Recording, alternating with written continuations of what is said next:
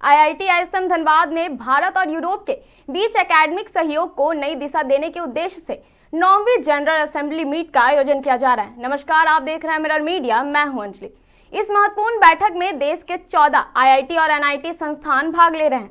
वहीं यूरोप के विभिन्न देशों की 14 प्रमुख विश्वविद्यालयों के प्रतिनिधि भी शामिल हो रहे हैं। विशेषज्ञों के अनुसार इस वार्षिक बैठक का उद्देश्य भारत और यूरोप के बीच शोध कार्यों को प्रोत्साहित करना, नई तकनीकों के आदान प्रदान को बढ़ावा देना और विभिन्न क्षेत्रों में संयुक्त अनुसंधान को महत्वपूर्ण बनाना है। ये मीट हर वर्ष आयोजित की जाती है, एक वर्ष यूरोप में और अगले वर्ष भारत में। इस बार भारत में पहली बार ये आयोजन आईआईटी आईएसएम धनबाद में हो रहा है। संस्थान के बाद शताब्दी वर्ष के उपलक्ष्य में इसे विशेष महत्व दिया गया है, जिससे पहले ये कार्यक्रम देश और विदेश के विभिन्न विश्वविद्यालयों में आयोजित किया जाता रहा। बैठक के दौरान ऊर्जा, खनन, पर्यावरण, डिजिटल तकनीक, आर्टिफिशियल इंटेलिजेंस समेत कई क्षेत्रों में संयुक्त शोध परियोजनाओं पर चर्चा की जाएगी। इसके साथ ही छात्र आदान प्रदान कार्यक्रम को भी और सशक्त बनाने की योजना है। इसके तहत भारतीय छात्र यूरोप के विश्वविद्यालय में अध्ययन और शोध के लिए जाते हैं, जबकि यूरोप के छात्र भारत आकर यहाँ के संस्थानों में रिसर्च करते हैं। संस्थान प्रबंधन का मानना है कि इस पहल से वैश्विक स्तर पर शोध सहयोग को नई गति मिलेगी और छात्रों को अंतर्राष्ट्रीय अनुभव प्राप्त होगा। I feel very impressed, as I said. The first of all, historical buildings, at the first glance, of course, the visual experience, that I feel the history, what I said.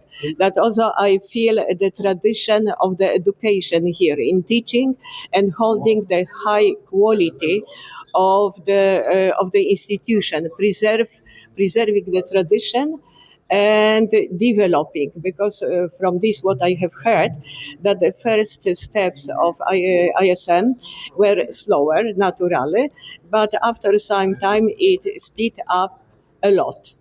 And that this is the great thing, that my impression and your infrastructure is very great, that the new infrastructure and even the ongoing construction is confirming that you are developing and still you are upgrading.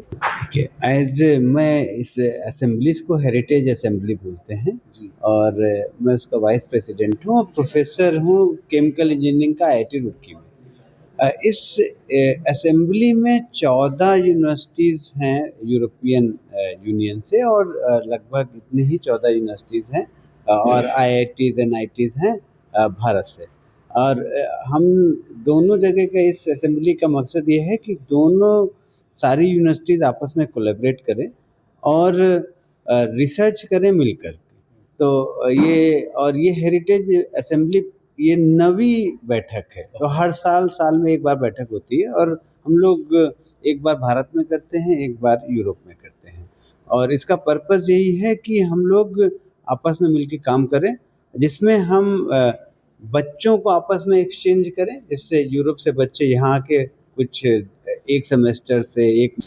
इसमें नया सबसे बड़ा चीज़ है जे ये एक general assembly meet पहले कहीं भी आईआईटी आईएसएम धनबाद में नहीं हुआ था। Only G1 IITs and top IITs में हुआ है। इट हैज़ स्टार्टेड 2017 में शुरू हुआ है। हम लोग मेंबर बने, then we are trying for that to have a meeting. Dhanbad का सिटी, एयरपोर्ट सब कुछ देखना पड़ता है, तो उसके बाद इस बार हम लोग को मौका मिला। The reason is that we are just celebrating the centenary year, so हम लोग कन्विंस कर पाए। एक बार मीटिंग होता है इंडिया में, एक बार मीटिंग होता है यूरोप में, तो ऑल्टरनेटिवली ऐसा होता है। प्रेसिडेंट एक बार होता है 3 साल के लिए यूरोप से, वाइस प्रेसिडेंट होता है इंडिया से एंड वाइस वर्सा।